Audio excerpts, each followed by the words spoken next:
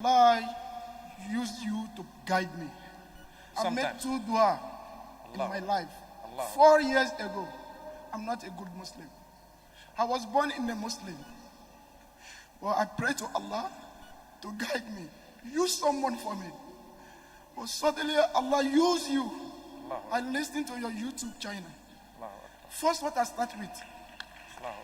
I start with your story that you say about all the prophets. I pray to Allah, two things I would like to share with you. Let me see this person to thank him. Pray for us, my brother.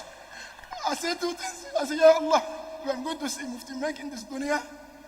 Ya Allah, let me see him the day of judgment.